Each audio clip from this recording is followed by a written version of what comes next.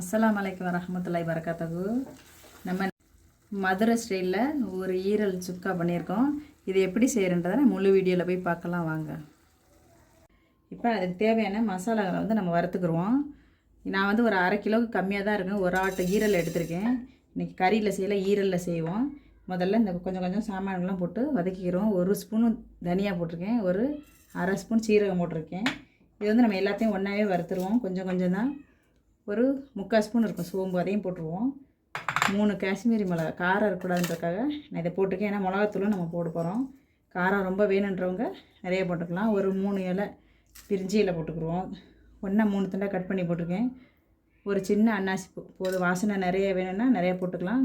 கொஞ்சமாக இருக்கிறனால லேசாக இருக்கட்டும்னு போட்டுருக்கேன். ஒரு 3 கிராம்பு, ஒரு 2 ஏலக்காய் போட்டுக்கிறோம். ஒரு சின்ன துண்டு பட்டை, அதையும் போட்டுருவோம். ஒரு சின்ன மராட்டி மொக்கு, அதையும் போட்டுருவோம். ஒரு 1/4 ஸ்பூன் மிளகு. நம்ம இப்போ இதை எல்லாத்தையும் ஒன்றா வறுத்துருவோம். சட்டியில், வெறும் சட்டியில் தான் நம்ம வறுக்கிறோம். ஒன்றா நம்ம வறுத்துக்குருவோம்.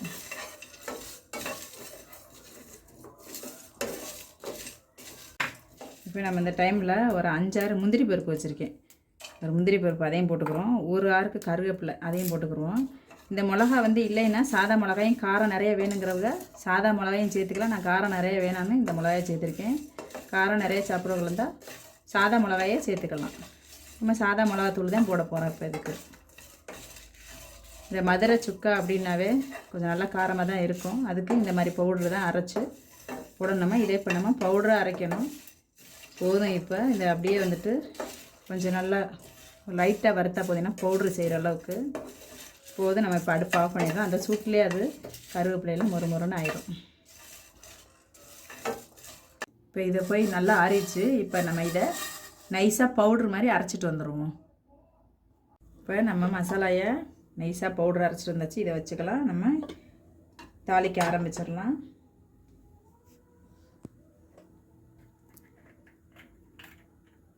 இது நல்லெண்ணெய் ஊற்றிக்கிறோம்.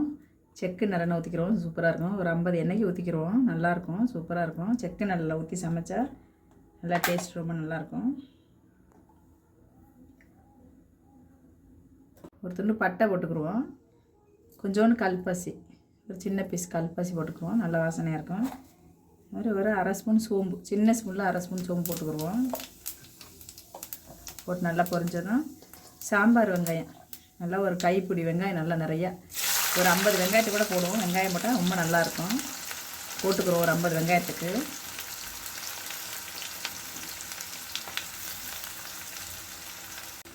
நல்லா வதக்கி விட்டுக்குருவோம். இந்த டைமில் ஒரு ஆறுக்கு கருவேப்பிலையும் அதில் சேர்த்துக்கிடுவோம். நல்லாயிருக்கும், வாசனை சூப்பராக இருக்கும். நம்ம மதுரை சைடு, செட்டிநாடு சைடு எப்பவுமே இந்த கல்பாசி சோம்பு இல்லாமல் எதுலையுமே சமைக்க மாட்டோம். இந்த மாதிரி எல்லாத்தையும் போட்டு சமைச்சு பாருங்க, ரொம்ப அருமையான டேஸ்ட், அருமையாக இருக்கும்.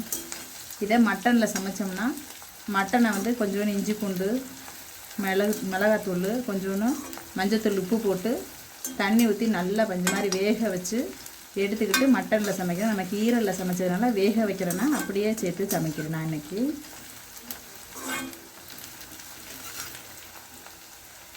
ஓரளவுக்கு இந்த மாதிரி கண்ணாடி மாதிரி வதங்கிடுச்சு. இந்த அளவுக்கு வதங்கினா போதும். நம்ம இன்னும் வதக்க வேண்டியது நிறையா இருக்குது.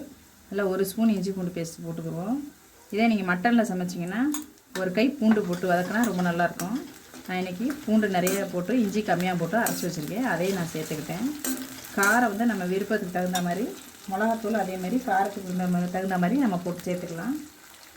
ஒரு அரை ஸ்பூன் மிளகாத்தூள் போட்டுக்கிறோம். காரம் நம்ம விருப்பம் தான். காரம் நம்ம இன்னும் கூட வந்து சேர்த்துக்கலாம். நம்ம அதை கூட சேர்த்து நல்லா வதக்கிக்கிடுவோம். வதக்கிட்டு இந்த டைமில் நம்ம தக்காளி, ஒரு பெரிய தக்காளியை வெட்டி வச்சுருக்கேன்.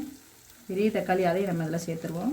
சேர்த்துட்டு இது வதங்கட்டும். இதுக்கு உப்பு கொஞ்சம் போட்டுருவோம். நம்ம உப்பு லேசாக போட்டிருக்கேன். இதே நம்ம மட்டன் இருந்தாக்கா மட்டனில் உப்பு போட்டு வேக வைப்போம். அது பார்த்து சமைங்க. மட்டன் இதே டேஸ்ட்டில் இதே மசாலாவில் மட்டனும் செய்யலாம். சூப்பராக இருக்கும்.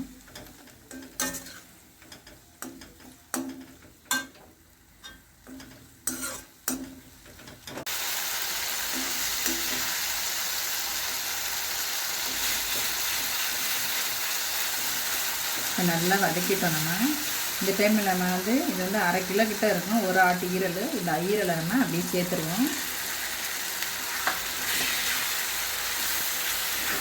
இதுக்கு வந்து சீக்கிரம் வெந்துறதுனால லேசாக தண்ணி போட்டு நம்ம வேக வச்சா போதும்.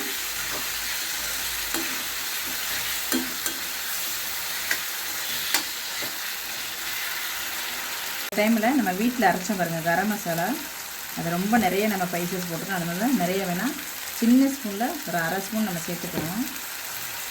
மஞ்சத்தூள் ஒரு அரை ஸ்பூன் மஞ்சத்தூள் சேர்த்துக்கிடுவோம்.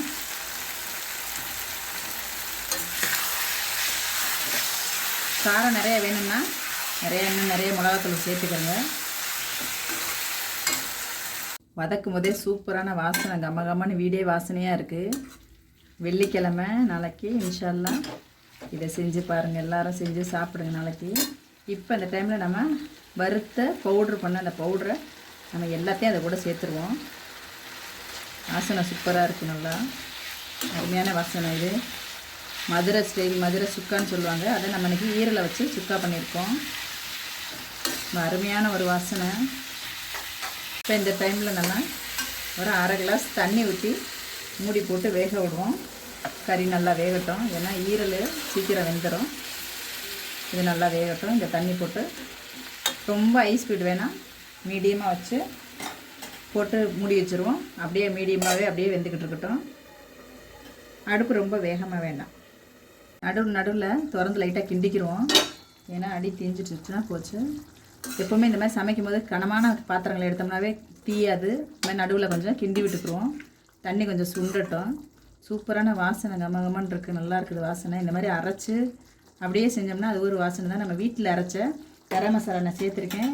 இந்த கரம் மசாலா எப்படி அரைக்கிறன்றதை ஒரு வீடியோவும் நான் போட்டிருக்கேன், பாருங்கள். அதை பார்த்து அதே மாதிரி அரைச்சி வச்சு வீட்டில் சமைங்க. மறுபடியும் மூடி வைப்போம், ஒரு 10 நிமிஷம் இருக்கட்டும். இப்போ திறந்து பார்ப்போம் எப்படி வெந்திருக்குன்னு. தண்ணியெல்லாம் சுண்டி நல்லா எண்ணெய் பிரிஞ்சு வந்திருக்கு. கறி வந்து நல்லா வெந்திருக்கும். ஈரல் தான் இது. கறியாக இருந்தால் நம்ம தனியாக வேக வச்சு சேர்க்கணும். இது ஈரல்னால சீக்கிரமாக ஒரு 1/4 மணி நேரத்தில் வெந்துடும்.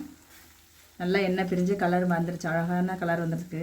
இந்த டைமில் நம்ம கொத்தமல்லி தழை சேர்த்து இந்த டைமில் நம்ம ஒரே ஒரு ஸ்பூன் நெய் போட்டுக்குருவோம். ரொம்ப நல்லா வாசனை சூப்பராக இருக்கும்.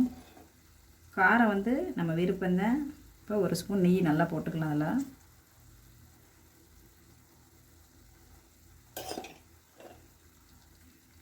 ரொம்ப சூப்பராக இருக்கும். வாசனை ரொம்ப நல்லாயிருக்கும். சாப்பாட்டில் போட்டு பேச சாப்பிட்லாம், சப்பாத்தி ரொட்டி எல்லாத்துக்குமே ரொம்ப நல்லாயிருக்கும். கடைசியாக கொஞ்சம் கொத்தமல்லி தூவிட்டு அவ்வளோதான். நம்ம மதுரை மட்டன் சுக்கான்னு சொல்லுவாங்க. நம்ம இன்றைக்கி ஈரல் சுக்கா பண்ணியிருக்கோம். இது எப்படி இருக்குன்றதை எல்லோரும் செஞ்சு பார்த்துட்டு எனக்கு கமெண்ட் பண்ணுங்கள், சப்ஸ்கிரைப் பண்ணுங்கள். சப்ஸ்கிரைப் பண்ணாதவங்களாம் சப்ஸ்கிரைப் பண்ண எல்லாருக்கும் ரொம்ப ரொம்ப தேங்க்ஸ். அவ்வளோதான், நம்ம ஈரல் சுக்கா ரெடி ஆயிடுச்சு. நம்ம அடுப்பை ஆஃப் பண்ணிடலாம்.